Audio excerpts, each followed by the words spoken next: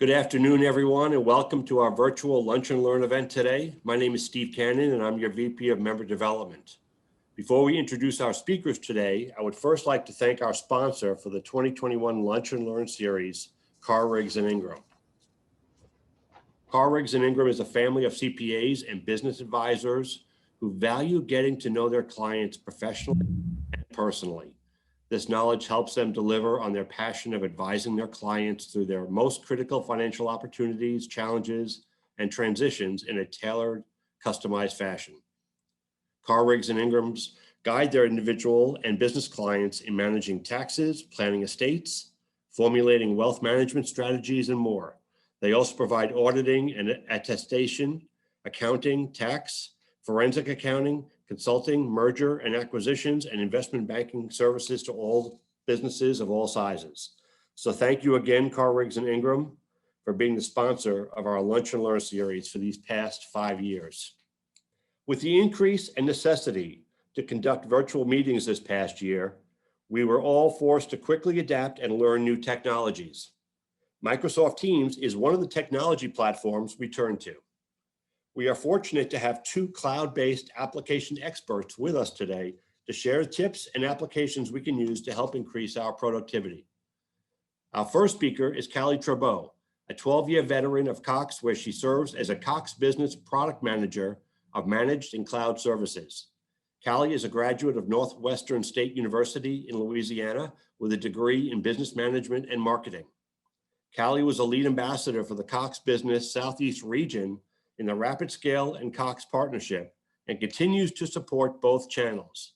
She volunteers as operations leader of the Cox Diversity and Inclusion Employee Resource Group. And our second speaker, Rich Lounsbury, has 2 engineering degrees and an MBA.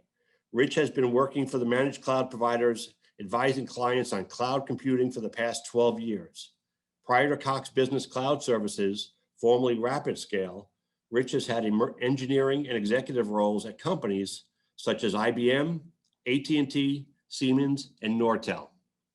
Calli and Rich, thank you so much for joining us today. Okay, just a little bit about Cox Business. It's a 120-plus-year-old technology company. It's a family-owned business, and it's very unusual to have a 4th-generation family-owned, business. That's kind of, unique. It originally started as a newspaper business and evolved into, what it is today. A lot of people know us for our cloud services and telecommunications services. But Cox owns a lot of other businesses as well. Calli Blue Book, Beecham's Auto Auction, Auto Trader, are all owned by Cox. So ironically, if you don't like the price of used cars, Cox has a big, presence in there in determining the price of even used cars. Rapid Scale is a company that was purchased by Cox in 2018. I was actually part of that acquisition. It was originally founded in 2008, doing cloud-based services and basically desktop as a service. And we'll get into a little bit more in that in the future. But when it comes to Cox Business, the network services and cloud services, they're very complementary. We all are part of the same, same company. You will see it branded slightly different, like you will see Rapid Scale or Cox Business Cloud Services, and that's kind of the unregulated part of the business, where Cox Enterprises is more the regulated piece that's regulated by the FCC. Next slide. And then this is all the managed services that we do. So Cox Business Cloud Services is a cloud managed service provider, and it's a very, very efficient model. A traditional managed service provider, would sell customers equipment, support contracts, and help manage that.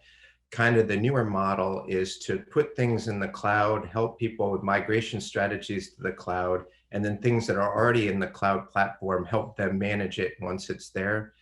So desktop as a service is actually running your desktops in the cloud platform. And then whether it's a PC, a Chromebook, a Mac, a tablet, being able to access your desktop from anywhere and in any device. Infrastructure as a service. This is virtual machines to run, different server environments for clients. And then that same production environment for cloud services, customers can also use for DR workloads. So besides running production workloads, customers can leverage our cloud platform for DR. We also provide a lot of cloud-based security services, and even the security services tie back into disaster recovery.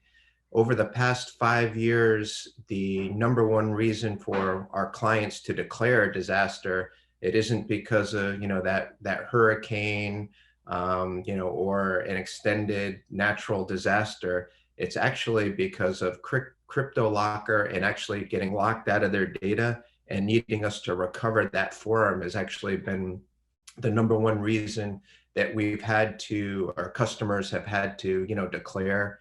We actually even had one customer that had to declare 3 times in the same month for getting locked out of their data. Software-defined wide area networking, or SD-WAN, is a really hot technology in the the network space that provides a lot more and a lot better performance, a lot better management. So customers can not only see their applications and how much bandwidth each application is using, how much each user is using of that bandwidth, and then also be able to prioritize what applications should have priority over other applications. And if there's multiple routing options, able to use all those routing options actually at the same time to increase performance. Backup as a service, which is data protection and protecting customers' data. And then what we're going to focus a lot on, we support the full Microsoft suite of products, but we're going to focus actually a lot in this presentation on just the Teams application. And then we also provide managed device as a service, where customers can get computers and have that on their regular monthly bill. And that includes us imaging the computer for the client, and that also includes all the warranty service. So if it's broken, lost, stolen, it includes the the replacement in that service. So next slide.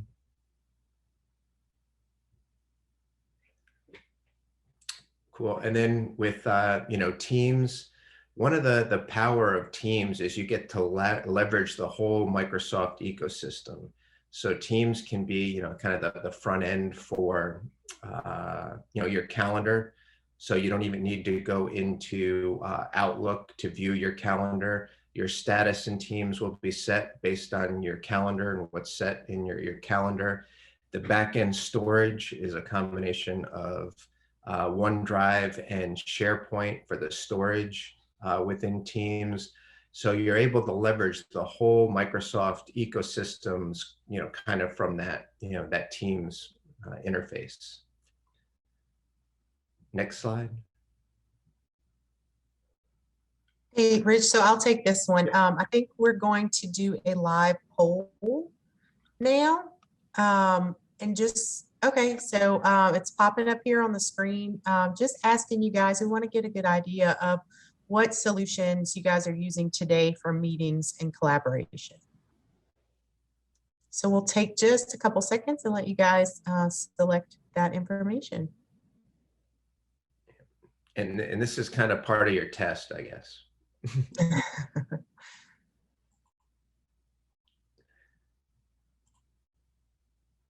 Cool. And while everybody's voting, I guess we can go on to the next slide. Yep, so I'll take this one. So really jumping into all that Teams can do. So Teams has been around for, Office 365 has been around for about 10 years. But towards the end of 2016 to 2017, Microsoft saw an uptick in users. but they weren't getting the most out of Office 365. So here's where Teams comes in. So Teams really has the ability to act as what we like to call the central nervous system of communications within an organization.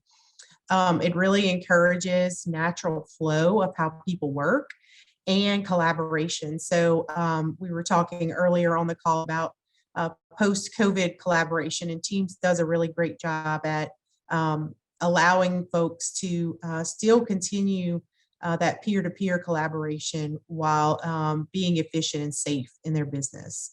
For us here at Cox in 2020, we quickly adapted to utilizing Teams as our primary form of communication as we are still in a remote work environment. So a few things that Teams can do at a glance. So persistent chat, critical to collaboration there. It allows you to communicate and collaborate with your individuals or groups through an instant messaging style application. But what Teams does that's really nice is it saves messages and it allows you to view those in a list and to pick up right where you left off in a conversation or collaboration. So if you're talking with someone on an idea and someone's got to jump to a meeting, that persistent chat feature allows you to really pick back up once the meeting's over or the following day and continue the conversation and pick up right where you left off. Another feature of Teams is improved meeting experience. So between the video and audio quality, the backgrounds you can choose, the application collaboration, the ability to take notes, there's a meeting record feature.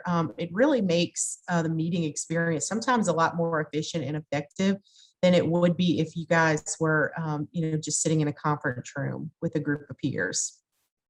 For those who love the dry erase board, Teams provides a whiteboard session as a feature of the meeting. So it allows the meeting host to utilize the whiteboard for ideation or brainstorming. You can even set up the whiteboard prior to the meeting to kind of have your ideas sketched out ahead of time and readily available for your presentation to your teams or executives to kind of facilitate that visual conversation. So file sharing, in my opinion, this is one of the most valuable features of Teams. So file sharing really integrates with cloud storage tools like OneDrive and SharePoint. It allows users and teams to share and collaborate on the same documents and presentations, and it even allows you to edit at the same time. So for my team, we have a presentation that we deliver monthly to an executive group. And most of the time we're, days before trying to get all the information updated. And it allows us as a team to really work together on that document without worrying about someone else's edits not being saved. It also allows you to organize what you're working on. So for file sharing, you can add into your team particular files or documents that are important to that group. Another huge feature of Teams is application integration.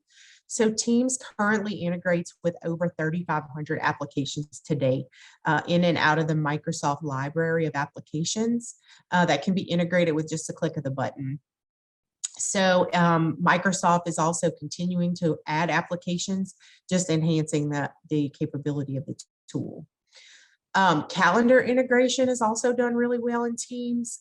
It integrates with Outlook to keep the pace of your calendar. It allows you to easily schedule and join meetings. So there are many times when I don't even go into Outlook to join the meeting. It allows me to click through my calendar and join a team session.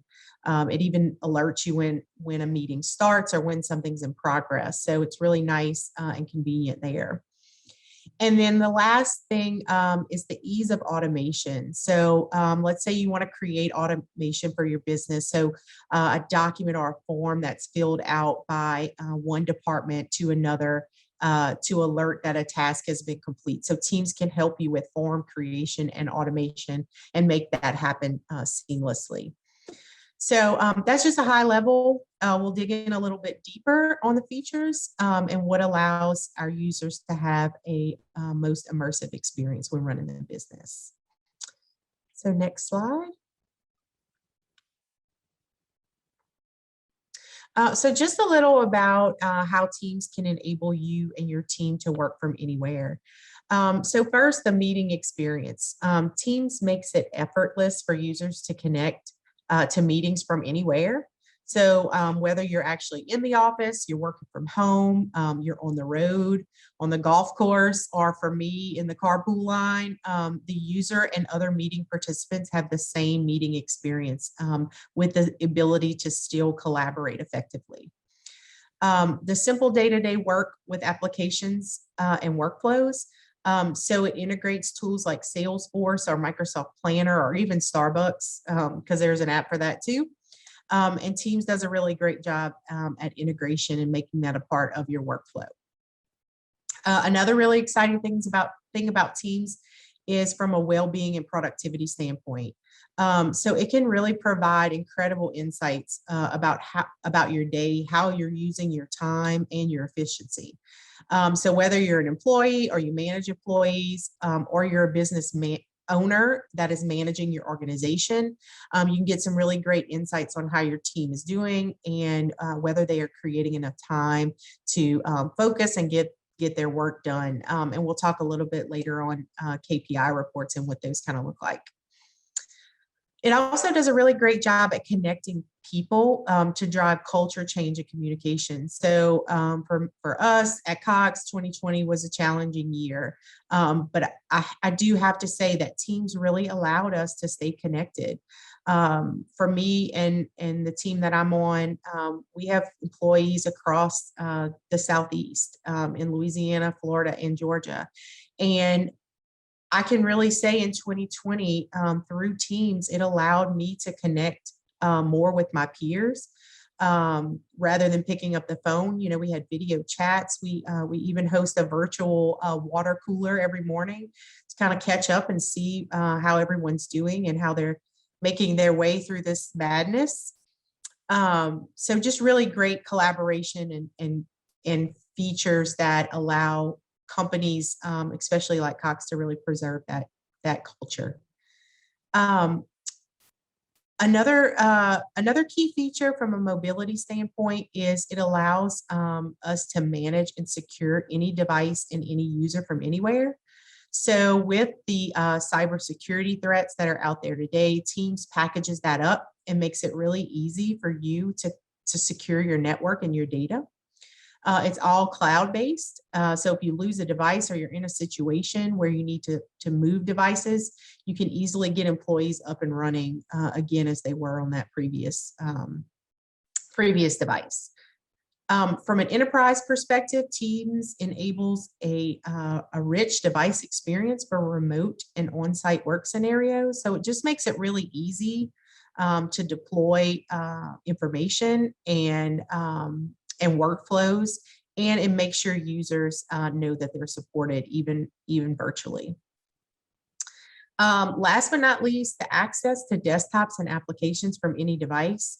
So Teams really makes you feel, it gives you that same feeling whether you're on a desktop or a laptop, and really anytime from anywhere. You can get that same experience. It allows you to transfer meetings seamlessly. So if you're logged in on your laptop and you need to head out to a meeting or a customer event, you can easily transfer that call or meeting to your cell phone. It also allows for desktop sharing. So as you're collaborating with your teams, you can share your screen and really work together seamlessly through any type of project or meeting. Next slide. So a little bit more, not only on the application of Teams, but really the behavior that it drives. So Teams at its core delivers engaging and inclusive meetings from anywhere. So I talked a lot about the tools Teams provide you with, but a little bit more about the experience. So again, you can easily and seamlessly transfer calls from your laptop in your home office to your cell phone, and then conclude, maybe in the airport. So it does that all without losing any of the functionality.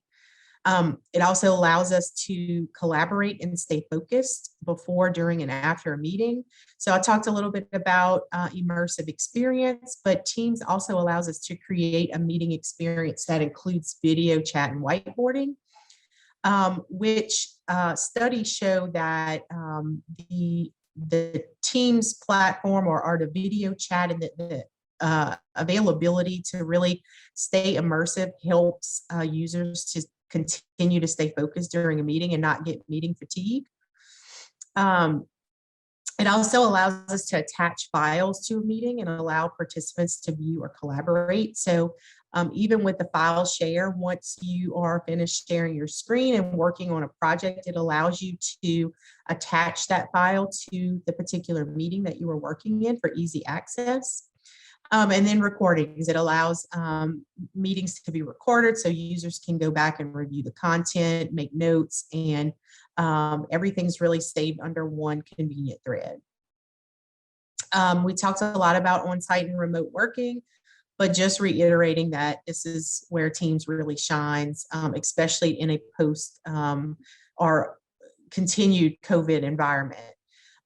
Teams not only allows you to work from anywhere, but it allows you to work with anyone. It allows teams to work cross-functionally at a national or global level.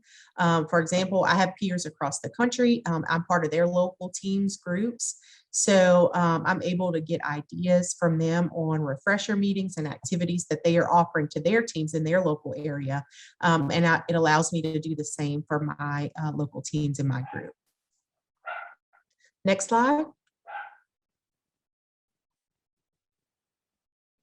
So Teams does a really great job at continued engagement and inclusivity in meetings. So again, fighting that meeting fatigue, there are a number of tools that Microsoft has created to help this. You can see on the left side of the screen, this view is called Together View. It appears that everyone that is in the meeting is kind of sitting in the same room. And again, while that's fun, it really does have a psychological effect on people to keep them engaged in a meeting or presentation. On the right side of the screen, you can see where Microsoft has given us the option to customize our backgrounds. This is both for the audience and the presenter. So for the audience, studies show that people lose interest and their eyes begin to wander, and they tend to become more interested in what's in the background than what the presenter is talking about. The virtual background allows an unchanged environment from what is behind the presenter. So the same goes for the presenter. So personally, I've been on calls with my dogs in the background, or my kids walking by, or a basket of clothes that needs to be folded. So the virtual background really allows the presenter to really preserve their privacy and remain professional to the audience. And then in the middle of the page, Teams allows users to deliver an interactive and inclusive video broadcast. So Teams allows broadcast up to 10,000 people. So from a Cox Business perspective, we just hosted all employee meetings in our respective locations. And it really allowed executives to deliver the same message through a virtual broadcast to leadership teams across the country. So it does a really great job there as well. Next slide.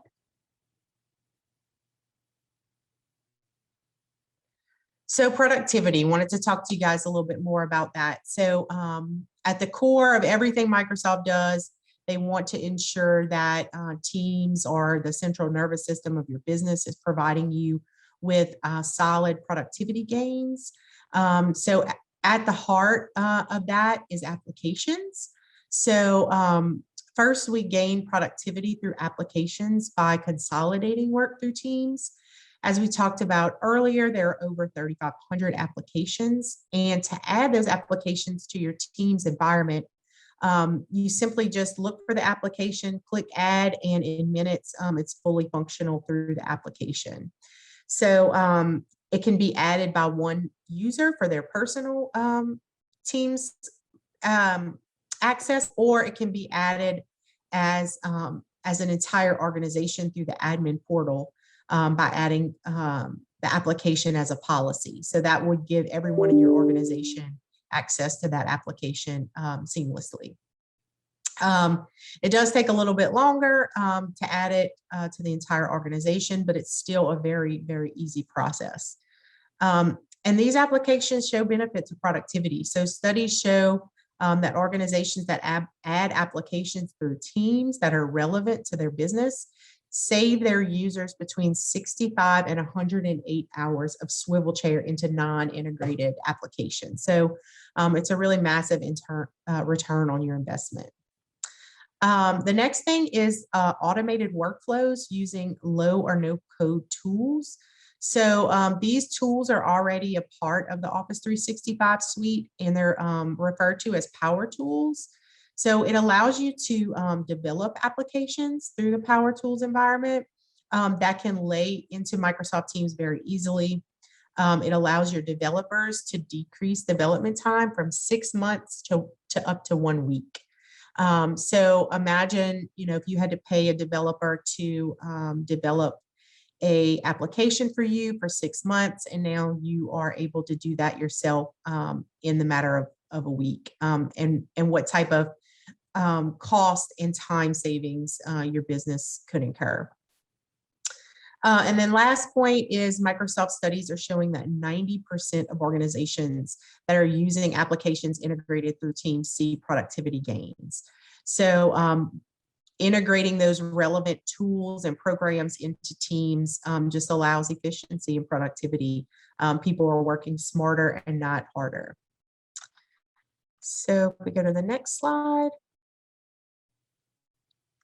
Here's a quick look at some of the applications that are available through Teams. Again, 3,500 plus applications. This is just a snapshot, but it really covers the majority of your standard departments within an organization, and that there are tools, productivity and collaboration tools that really help each department, from HR to finance to industries to project management, marketing, CRM tools for sales, productivity, and collaboration. So, and then, again, Microsoft is continually adding applications as they become available. And if there is a need for your organization to build an application, you can refer back to Power Tools for that personally developed application. And then my last slide before I turn it back over to Rich. Here we go. So just useful KPIs. So KPIs can provide the employee, the manager, or the senior leader or business owner at a variant of levels can provide information. So it provides productivity information, interactions, and usage. So for the employee, it's useful. You can see where you are in a day and how, if you are taking full advantage of the Teams application. For a manager, you can manage your employees' productivity. And then for a business owner, you can see, or senior leader, you can see from a cost perspective if they're getting a return on their investment on Office 365 and Teams combined. You can see year-over-year productivity results and determine if Teams is benefiting the organization to a drive for efficiency, or if they need to do additional trainings or sessions with their employees to solve any type of problems or lack of usage.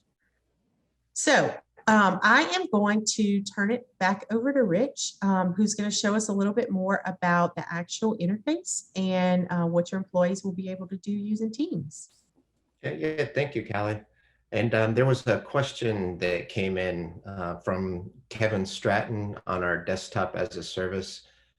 Kevin asked, what type of computing hardware is needed on the client end, and then what is needed kind of on the server end. On the device end, It pretty much just needs to be a device that can run an HTML5 browser and has access to the internet to be able to run a virtualized desktop. The only device I can think of that was made in the past 15 years that isn't able to support an HTML5 browser is like an Amazon Kindle. On our cloud platform side, we actually have very large virtualized desktop clusters. And for each client, there's a whole cluster of servers that we provide to be able to provide the service. And then there's additional hardware for each user. So each user, depending on the requirements of the desktop, because we have most Office desktops that are running web-based application, the Microsoft Suite, Teams, like we're talking about. For typical Office users, you need 2 virtual CPU, 4 gigabytes of RAM, or 2 gigabytes of CPU to 8 gigabytes of RAM is typically all you need. We do have some clients though that do like 4K video editing, CAD CAM type 3D drawings. And with that, we can provide additional GPU, CPU for those type of desktops for kind of like really power type users. But Kevin, yeah, thank you for that, for that question. But this is actually the Teams, interface when you guys go into Teams. This is a web interface, and there is also the desktop application, and clients are able to use both or one or the other, whatever they're more comfortable with, or even use both at the same time. Next slide. Yeah, so on the left is the navigation pane that you can navigate between activities, chats, your actual Teams, calendar, making calls, your files. Next slide. Yeah, at the top is the command pane. This is, you can just type in to search actually like on anything. And again, because it's part of the Microsoft ecosystem, this search will even go outside of Teams into things like your calendar, OneDrive, SharePoint, other different applications that tie in, because Team ties in really the whole Microsoft ecosystem. And then there's a whole bunch of commands that you can put in, here as well. And if you do /commands, it'll show you all the different commands that you can run actually from this interface. Next slide. Typing /unread is one of the useful ones that will show you kind of all the unread, messages that you have in your Teams. Next slide. You can also just type in a person's name, and it'll show you all the communications that you've had with that particular individual, whether they're group or Teams type meetings or individual chats with that particular user. Next slide. And then on the upper right-hand side is the meeting pane, where you can start a video meeting, start a voice call. For voice calling, you have to make sure that you just have a calling, calling plan with your Microsoft package to be able to use the public switch, telephone network. You can initiate screen sharing.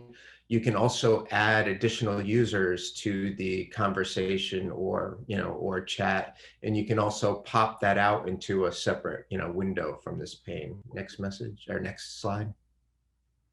And at the bottom is actually the chat window. It's got like all the emojis. You can do the @message.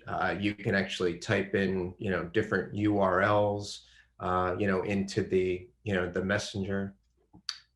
Next message, next slide. Yeah, this is a list of all the commands, or a bunch of the commands that you can run from the command pane. Next slide. This is actually, if you do, the keys shortcut, it shows you all the different shortcuts that you can do, from Teams. And you can actually, if you wanted to create your own custom shortcuts, you can actually do that as well with any combination of keys that you guys want to set up. Next slide.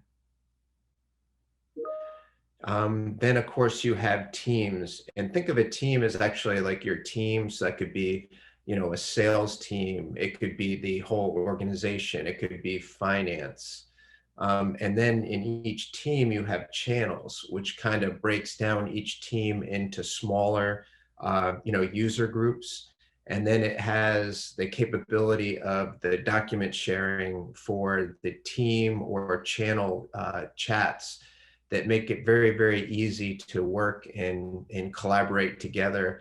And this is kind of the way that you're able to kind of break it out into having your whole team, and then kind of sub teams with these different channels within each team. Next message, or next slide. I don't know, like I'm so into the teams, I keep thinking like next message instead of next slide. Yep. So this is what we talked about with some of the integration. This is actually looking at your calendar and your status for anybody who's trying to contact you or get to you within Teams. It will pick up your status, whether you're in a meeting or not, based on your calendar. You can actually override that from the command pane to manually change your status. A good example of that is to change your status to do not disturb, because you need to concentrate on doing a particular task. Other things that can be, put into here, OneNote is one that I use all the time for creating notes and meeting notes and being able to share them with, the different teams as well. Next slide. Okay, this is actually, getting into the calling plane. And if you do have, a calling plan, this is where you can type in or dial anybody's number based on people that you have talked to. It'll create also like speed dial. You can also look stuff up in the company directory to be able to call people, or create video calls. Also from this pane. Next slide.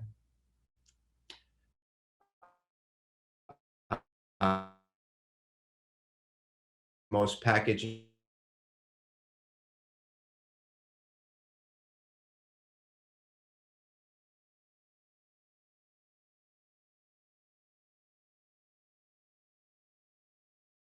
sharing documents, the ability to work on documents together and even at the same time through your team page.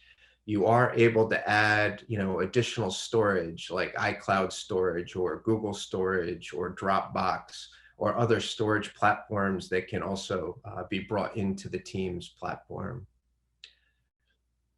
Then with also the recent files, or going through any of your files, you can actually, modify, download, even edit, those files directly from the, the Teams interface as well. Next slide. Yeah, and then this is actually, towards the bottom. It's almost like an app store with all the applications that are, built in or built to work with, with Teams. Just over a year ago, there was 2,000 applications, and today that's 3,500. So just in the past year, it's getting close to even doubling the amount of applications. And then using what we talked about before with power tools, it's very easy for you to kind of create or build in your own workflow or own applications if you need to. But most likely when like I'm talking to clients, they bring up, for example, one that comes up quite a bit is, the capability of doing texting or text messaging, along with the phone and phone calls. And then there's a third-party apps to be able to do that. So usually if there's something that you can think of that you want to do from the Teams platform, if it's not already built into that platform, chances are somebody already wrote and is sharing an app on how to do that from the Teams platform. And you get it from the navigation pane on the bottom to get into all those applications that are developed to work with the Teams platform. Next slide. Okay, yeah, and just before I turn it back over to you, Calli, we focused a lot on Teams, and even this question, is really more on the, the meeting video portion of this, but Teams is actually so much more than just that piece. The main competitor to not only Teams is really the whole Microsoft ecosystem. And how Microsoft really gets it gets customers is they provide all these different applications as packages. So customers get all these applications, and when customers get their Microsoft suite through us, we actually provide what's called end user adoption training, because there's so much built into the platform, and not that you can turn it into a game, but it basically tries to give people tips and tricks, and then give them points for trying and doing different things on the platform to help with the adoption of software that customers have already purchased and their users already have. Because a lot of times without that particular end user adoption training, people don't use these packages and don't take full advantage of all the features and functionality without something like the end user adoption training that we provide. But Teams is kind of like a front interface for a lot of the Microsoft applications. And the main competitor for like the whole Microsoft suite is really the G Suite. Everybody else on here, it's more just a meeting and collaboration platform, where the whole Microsoft suite is a whole lot, more. And with that, I'll turn it back over to you, Calli, on the poll. Thanks. So just another opportunity to enter your poll answers and on what solutions you're using today for meeting and collaboration. So whether that's you're already using Microsoft Teams, or if it's WebEx, Zoom, GoToMeeting, Slack, or any other meeting provider. Yeah, it's also, we see with a lot of our clients that they often will use multiple of these too. It's not that you just have to use one, so. And I think we'll open up the poll again, and then we will have time for any questions if you guys want to enter any questions. Okay, so here are the poll results. Looks like 60% of you guys are already using Microsoft Teams, but we have Zoom coming in at 25%, and then WebEx, Slack, and none coming in at 5% or one user. So good that you guys, hopefully those who are using Microsoft Teams may have become more familiar today with some of its features, and those who are not can maybe use the information from today to compare what you're using today to what's out there. Yeah, and actually in the comments, a lot of people said that they do use multiple of these, and that's not uncommon. And the other thing for me that would be interesting is, like, if we did this poll before COVID, very few said that they weren't using any. There would have probably been a lot more before COVID that didn't use any. And even though, like, for example, we use Teams, we use the audio portion of it a lot.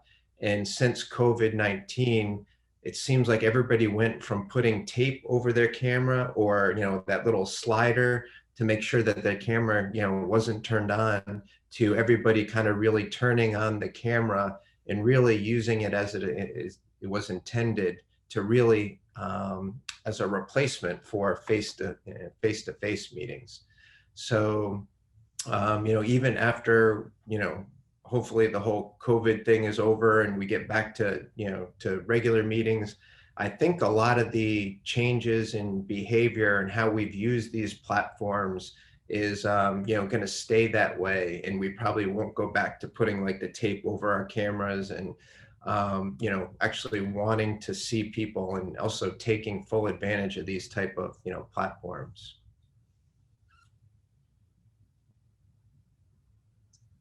All right, so we can open it up to any questions. We had a question on Zoom. Why are we in Zoom now? Cox uses and supports Teams only because Zoom is a free application and you don't have to have the 365 suite to access that. Rich, I don't know if you had any other comments to that question. Yeah, so ironically, we've done these for some customers, and we actually intentionally sometimes will use a different platform because we're actually showing the Teams interface, and it looks weird showing the Teams interface in a Teams meeting. So Very true. the other thing that we end up doing a lot in all the meetings that we do, and Cox has tens of thousands of employees, and we do all of our internal meetings and external meetings with Teams. So a lot of times we're demoing or showing Teams on the Teams platform in Teams meetings, but in a format like this, it actually looks a little weird to have the Teams interface and then the Teams interface in a presentation on the same platform. And like a few people said too, it's not uncommon for people to use multiple of these platforms. As Calli mentioned, there's a free version of Zoom, but there's a lot of people use the Microsoft Teams application because it's just bundled in with software that they already have.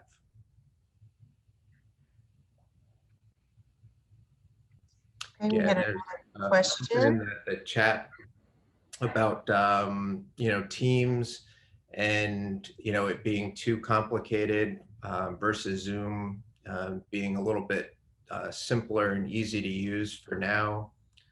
And PowerPoint kind of works the same, and then also getting into Prezi. So the weird thing is, and I end up using, for example, Zoom, which is pretty easy to to use and navigate, but it's actually a little bit more challenging for me just because I'm in Teams all the time. And if you look at like Teams versus Zoom, there is a bunch of overlap to a point when it comes to meetings and the video conferencing. But when you tie in the full Microsoft ecosystem with the Microsoft storage, there isn't really a lot of overlap. And that's why a lot of people mentioned that they do use multiple platforms. And if somebody finds Zoom to be easier and they like it, we do have a lot of clients that use the Microsoft ecosystem, but still use Zoom for meetings. They'll still often use Teams for collaborating in work groups, but still have video meetings with Zoom, and that's totally fine. The best platform is the one that everybody uses and everybody's comfortable with. But how Microsoft, again, how they get everybody is that they have the whole ecosystem and that they bundle in the software that most of the people get. And then on our end, as a cloud managed service provider, it's a whole platform and a whole ecosystem that we can support versus just a conferencing video platform. And if we are providing like desktop as a service for some of those clients, we're actually supporting the G Suite and Google Meet and pretty much any application that you can think of. But clients that use traditional desktops, probably 80+% of the business world, uses the Microsoft ecosystem. And when it comes to setting meetings, if you're working with somebody that doesn't use Exchange and Outlook, the meeting invites and things like that look funny. And then the same thing with sharing of documents in PowerPoint. It works and can be converted to, Microsoft Pages or Google Sheets or things like that. But it just is a lot easier when you're using the same ecosystem that most of the business world is. And there actually might be a preference for people to use the G Suite if they're working with consumers versus business to business, because most consumers will be using, personal Gmail, whereas in the business world, most people will be using the Microsoft suite. So, we were presenting on this because it's what most of our clients used and most of what we support, and there is a big benefit to the whole ecosystem. But we also have lots of clients that use, all the applications that we mentioned and brought up. It's just kind of the focus of this one was really just on the teams. But it's not unusual for people to use multiple of these platforms. And when it comes to professional IT services, we're here to help.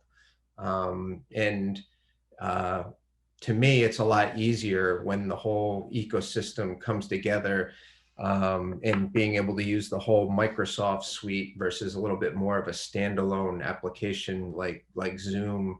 But I still do Zoom meetings. We still have some of our suppliers who will do like demos in like Zoom meeting.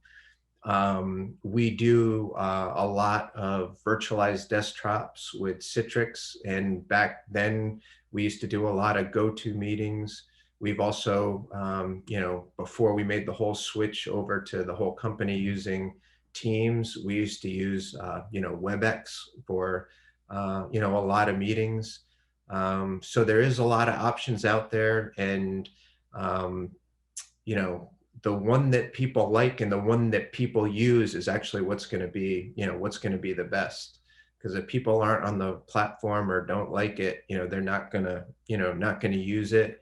And that's where kind of that end user adoption training that we provide can also help and assist in making people feel comfortable in using some of the features and functionality that is built into it. But whatever platform you use, you get more and more comfortable with it. And if you have to switch platforms, it's kind of like taking a step back until you kind of see where all the buttons is and the menus are within that particular application. Hey, Calli and Rich, thank you so much for sharing your expertise with our members today. I know there were a couple more questions in the chat box, so we've got our Rich's and Calli's email address on the slide there. If you'd like to reach out to them with your question, I'm sure they'll be happy to take the time to answer that. And we can definitely see that your team put a lot of effort into the presentation today. So we thank you for all the time you invested for us today and for our members. And Frank, hope you're still there, buddy. We want to thank you again, Carson Ingram, for sponsoring our Lunch and Learn series for 2021. There he is. Still here. Thanks, Frank. Thank and you. we look forward to seeing everybody next month. We'll be doing another Lunch and Learn, and it's going to be around what's new in social media, and that'll be presented by Frankel Media Group here in Gainesville. So have a great rest of your day, everyone, and thank you for joining us. Thank you guys for having us.